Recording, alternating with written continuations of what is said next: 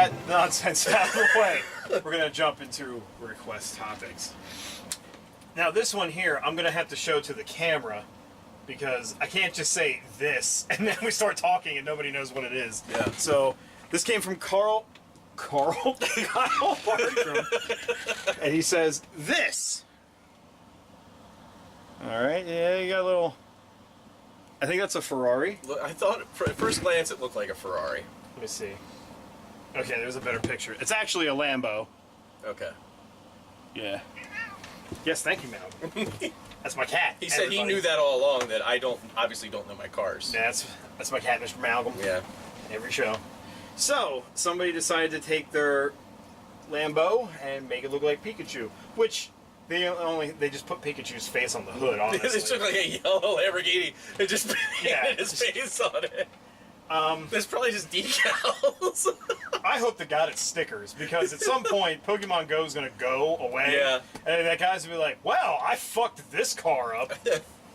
I mean, if you got the money and you want to have a Pikachu Lambo, who am I to tell you not to do it? Yeah. Whatever. If you're dumb, you're dumb. That's all I can say. I just love that this is a request topic, and it just says this. Yeah. Well, what are you going to say? Be like, hey, what do you think about this fucking retard? I don't know, like...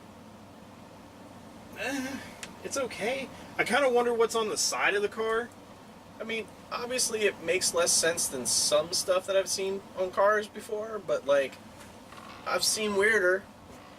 I mean, think about the dog van from Dumb and Dumber. But that didn't really exist. Like, somebody wasn't driving that around on the road for real. That you know of. That's true. It is true. I don't know. I mean, if this guy was like, I don't fucking want this car anymore, you want it? I'd be like, well, I'm not turning down a Lambo, no matter how stupid it's painted. I just assumed this was from Top Gear. Oh, that's funny. I mean, even with the extra mile to put, like, yellow trim on the seats and everything. Yeah. I mean, it looks cool. Yeah. It's not for me, but... Just wait till Nintendo finds out. They won't let him drive it anymore. Yeah. We're gonna have to take your car. Yeah. just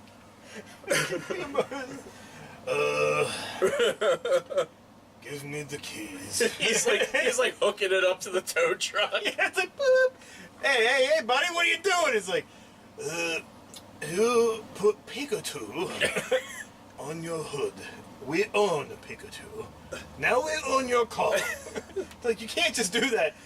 We are. Try suing us. He does the lines from John Goodman in The Big Lebowski when he's smashing the car. This is what you get when you fuck with people.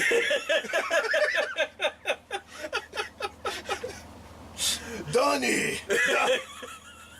You're out of element. That is like your opinion. Oh, fuck me. That's funny. I don't know, like, I personally wouldn't do this. I mean, like I said, it's not for me. If I bought a Lamborghini, I would be like, well, what can I do to make this look dumb? I mean, obviously I would have gone with Bulbasaur, but no.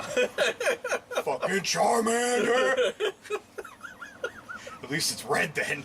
Like fire. Bulbasaur is kind of more like a hatchback. Like Yeah. He's like the Geo Metro of the car universe. Pokemon cars. Yeah, I mean, I guess we could talk about that. We're only 40 minutes in. We only got one other topic. I mean, what car would a Bulbasaur be? Be like a Honda CRX, maybe? Maybe. Eh? I mean, apparently Pikachu's a Lamborghini. A Land Rover would obviously be a Squirtle. Yeah, I mean, what about a Cubone? They're desert types and Hummers. They're living in the deserts. I don't know. Don't ask me. Who's making a living in the desert? People. It's like, I didn't understand that. But... Sand people. Sand people. I saw them in Star Wars, the movie. Driving around in their Hummers. What, that didn't happen?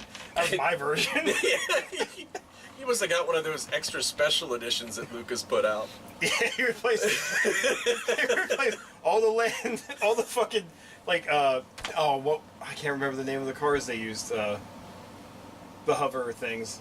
They had a name, I can't remember what it was, but he replaced all those with fucking Hummers. And then their fortress, their crawling fortress, is just a giant Hummer. With spinning rims. Spinning rims.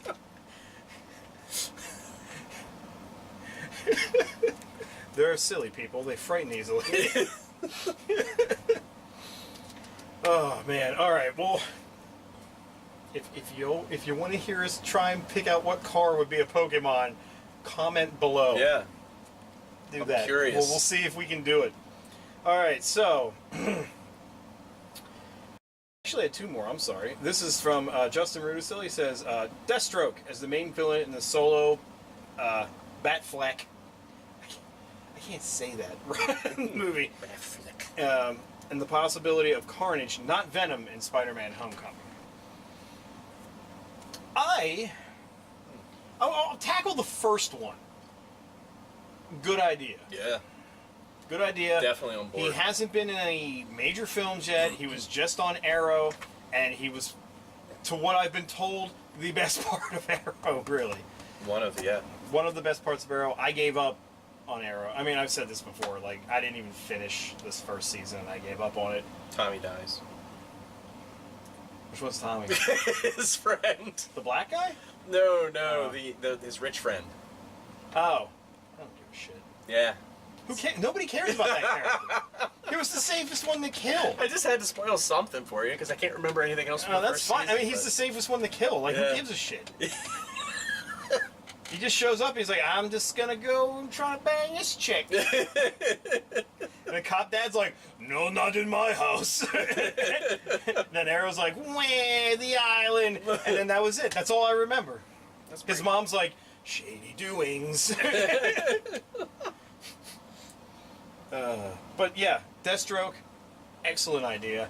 I know a lot of people are worried about this for some reason. I'm like, okay, you were worried about Ben Affleck being Batman in the first place. Then you see it, then you're like, okay, he's probably one of the best Batmans we've had in a long time. I'm like, okay, so now he wants to direct his own Batman movie, and you're like, well, now I'm worried again. And I'll tell you why. Because the movies that he acts, directs in, and produces aren't good. I'm like, really? So Argo sucked. Yeah, apparently. yeah. That's immediately where I go to with that. Argo yeah. was actually really good. That was his most Very recent good. movie that he made. Very good. Yeah. I think it's going to be fine. It's Batman to begin with. You can't really do Batman that wrong. Even when Schumacher was doing his ridiculously over-the-top, fucking corny-ass Batman movies, it was still decent. You could still watch watchable. it. Yeah. Because it's Batman. Now, Affleck's writing a movie where Batman isn't getting raped in a jail. I say we got a win-win going on right there off the bat. And you got Deathstroke going in there, which is great. He's a good villain. See, I think that's the thing. A lot of people worry because they don't really know much about the villain. Read a fucking book. Look it up online or something. Yeah. He's essentially Deadpool. He's just not as wisecracking. He is a mercenary for hire. He cannot die. And he's really good at what he does. That's basically it. So you got Batman going against a guy who basically can't die. Good. It's going to go fine. I actually predict right now that the movie's going to do very well. I think it's going to do better than Batman Superman did, and I think it's probably actually even going to do better than Justice League or Wonder Woman. It's probably a saving grace that he's at the helm of this. Yes, that's my prediction. Now, on to the second part of this, where the possibility of Carnage, not Venom, in Spider-Man: Homecoming. Now, a little bit of a history lesson. There would be no Carnage without a Venom. Right. Because that's how it got there in the first goddamn place. You know, I don't know if they're going to go... Well, give a little background. Well, I don't know if they're going to touch on the Secret War in space, where Parker got the fucking black suit in the first place. I don't know if they're just going to touch on that, or they'll do something where, like, it happens, they don't show it, and then, you know, Tony Stark's just in his bedroom again, being like, hey, your mom's hot, kid. He's like, I get it, you're creepy. And he's like, hey, what about that black suit you had in space? And he's like, I got rid of it. And then they're like, doo-doo-doo, Spider-Man Homecoming. And that's the title screen. And then it just goes back, and then Tony Stark's like, I'll see your mom later. Like, shooting, doing the guns, you know. He's like, yeah, kid. And then there's like, Carnage. Yeah, there he is. I mean, fuck, god damn it. What would have been wrong with just doing the Vulture? Which was what I was expecting all along. Yeah. I mean, are they doing more than one now? Like, are they gonna... has Sony not fucking learned anything from anything that they've done? You know why Spider-Man 1 and 2 worked so well? One villain. You could focus on one fucking storyline. Yeah. That's why they worked. Then you did Amazing Spider-Man. You had one mediocre villain. You made Goomba reptile guy. You made the lizard. You made him have a face. He didn't look like a lizard. And you basically put the plot of any bullshit MacGuffin like gas that changes people into like things, right, and use that for your plot. That's why that one didn't work. The second one also didn't work because you decided, hey, let's make a Sinister Six movie. You know where a great place to shoehorn that in is?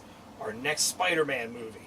Just get it in there. Yeah. Fucking, the shoe doesn't fit, but by God, we'll fucking try. And then he, like, God bless Paul Giamatti. I love you as an actor, but fuck, you got screwed over something fierce, dude. It's like, I'm the Rhino. He's all over the place though with his act. No. Like, I won't say I've loved everything he's done, but yeah, he deserved better than that. Marginally speaking, he's a decent actor. Yeah. But I don't know why he ever said yes to that. I don't know if Jamie Foxx is like, hey, I'm fucking Electro. So he's like, all right. I need a new water heater. Let's do this shit. Let's fucking do it. But I honestly don't want Carnage or Venom in this movie. No, I don't either. I don't want that at all. I want them to do this right. I want them to go about it a little bit slower. You know, Vulture would have been perfect. He's never been used. Honestly, and you can... I'm even asking you guys listening at home. You can attest, even by the fucking title card I made, where I basically jammed together a fucking suit that I made and put fucking Michael Keaton's face in there. It looked good. It looked like it would have worked. Yeah. Like, he's an older, grizzled man who fucking hates Spider-Man because of his youth and the abilities that he has that he wishes he could have had. It would have been perfect. Mm-hmm. But no, now we gotta go flying through the timelines, well, like, get the symbiote down here. I would even have been happy with Kraven the Hunter. Yeah. What I said they should have done was Chameleon. Yeah. He's a character that could have been anything, could have been anybody. And they could have gone with the whole thing of Parker being chased by the cops because the Chameleon impersonated him robbing a bank, and there was a really great storyline about that in the comics anyway, but they could have done that, but no. And now they're trying to shoehorn that. It's like, I get it. In the 90s, the Venom and Carnage thing was probably the saving grace for Spider-Man comics and for Marvel in general, in all honesty. At that time. If it wasn't for Todd McFarlane coming up with that, I mean, Marvel was in a really shit place at that time. I mean, 90s is known as like the dark ages of comics because it was just bad. Art was terrible. There were fucking, storylines didn't match up. Continuity was wrong. It was just bad. It was all over the place. It was a fucking mess. It was a whopperito. It was. It was comics, but it was bad. Yeah. It wasn't good. But I don't want either of them in there. I love Venom. I love Carnage. Just not now. Yeah, a lot of people go, why don't you want them in the movie? Well, we do, but we don't want it rushed. Yeah. I want it to be something that is... I want it to kind of go like they're doing Thanos right now. I don't want it to take that long, but I want it to be something that kind of just shows up here and there as hints and maybe just even 2 fucking movies. Yeah. And then in the third one, they can finally show up, make them look right, get actors that fucking belong in the places for those goddamn characters. I swear to God, whoever casted Topher Grace in Spider-Man 3 needs to be shot dead in a fucking disease-ridden alley. I'm sorry. Everybody's quickly looking up the casting crew of Spider-Man 3. This is the guy! Shoot him dead. They tried for Ashton Kutcher. They got Topher Grace. They would have settled for Danny Masterson. Oh my God. Well, you know what? A lot of people didn't agree with me, but back when they were casting that, I was like, you know, when you ask the guy to do well, he does well. You know, he acts well. Why didn't you get Mark Wahlberg? Yeah. He's a beefhead. He can act well when you give him what he needs, and you don't write a shitty script. He would have been fine. He looks like Brock. You know, but whatever. What the fuck do I know? Put in Topher fucking Grace. Put in a guy that makes Tobey Maguire look macho as Venom. Perfect. So, yeah, I don't want either of them in. I wanted it to be built up. If these are the paramount of Spider-Man villains, they shouldn't just be fucking thrown in all nimbly-bimbly like. You should take your fucking time. Character development is an art, and it actually, honestly, Hollywood, it makes things a lot better. True. That's what I'll say. So our last one here comes from a first-timer, Matt Holland. He sent me an article to a video that I was watching about they're working on augmented reality for tabletop games. And the video was really cool. Now, obviously, you have to wear something to see everything, but they're playing essentially like Magic the Gathering-esque type game where you have cards with creatures on them. When they would pull the card up and put it on the table, there would be a 3D picture of the creature there, and when you used its move, it would make a move and attack and everything like that. I think that's fucking great. Mm-hmm. I honestly do. Now, what I don't want it to do is get to a point where I'm paying money for a game that I download into this headset and I don't actually have a board game. Right. You know, I don't want that. Right. I actually want to have pieces and shit that you move. Yeah. Like, you know, you could build, like, say you're playing Dungeons and Dragons, okay? There really are never pieces that come with it. You buy a book and it tells you your scenario, and you normally have a map where you draw your map that you're going along and you come up with scenarios. Now, that could be implicated really well with that where, you know, as you're telling your story, the augmented reality mat builds the area that you're going into and shows your characters there and all that kind of stuff. Like, that would be cool. Even if it gave you the ability to, before you started the game, you know, you're giving your character its stats and everything, but then you could actually make it look like what you wanted it to look like. You know, like a creator character thing with like choices and stuff like that. Yeah. That would be pretty bitchin'. Yeah. I mean, it's cool as an add-on. A game can't stand alone on that. I mean, obviously, it has to be just kind of like how we always talk about with just video games in general. Just because something looks cool doesn't mean it's going to play well. So, I mean, it has to be something that's more involved. Like, the whole thing about doing Magic the Gathering where, like, you could actually see the stuff, that's an amazing idea that I would have never even dreamt of. Yeah. Being able to do something like that. I mean, it's one of these things that, like, that idea has been kicked around, like, most of my childhood. You know, like, people have tried to implement ways of, like, oh, here's your card. If you scan it into this thing, you'll see your character here. You know what I mean? Like, that character lives in this card. Like, that's, you know, and at that time, it was an ambitious idea. Because, you know, it was like, what else do we do with card games to kind of bring them into the future? Besides that, you couldn't really do much of anything else. Did it work? Hell no. It was horrible. Yeah. Someday we're going to review the Hyperscan. And, that's right, you have one. I have one. And we'll review it for the show. I've been thinking about that, like, in the future, you and me getting together and doing, like, review of, like, system. Like, actually just make a video out of it instead of just, like, you know, just talking about it on here or whatever. Right. But, yeah, I think I'd be all for this. It's about goddamn time. Like, I love tabletop games. I'm actually getting more into that than I am gaming lately on consoles, just because, No Man's Sky left a really bad taste in my mouth. And basically everything I'm playing right now, I'm waiting for the next expansion to make it go even farther until the sequel comes out or whatever. Yeah. But that's all the gaming is anymore. DLC. There's more DLC than there is actual game. And that I fucking hate. At least with board games, it's like, I bought it, I know what I'm getting. Here it is. Sometimes there's expansions with that too, but I get but right But it's now, reasonable. But right now we're kind of in like this board game renaissance. We are, and I'm afraid about that too. Yeah, because then you're gonna get the people, like we've talked about this before with like indie games, where like all of a sudden everybody's doing the same thing, and the market's gonna get flooded, and obviously the bubble will burst eventually. But it's to the point, and I know I brought it up before, where a lot of people that enjoyed tabletop games or like role-playing style games that were like didn't really want to talk about it like around people because they would get made fun of or whatever. Yeah. Now it's like way more acceptable than it's been ever. RPGers.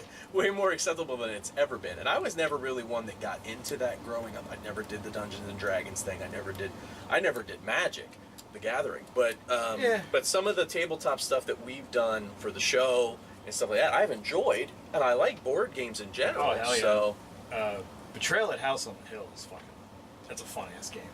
Oh, when Jason comes back next week, we will actually be filming another tabletop session. Jamie and I managed to get our hands on the Oregon Trail card game. Nice. It is elusive as fuck. Hopefully we don't get dysentery. Well, it's the first thing on the box. So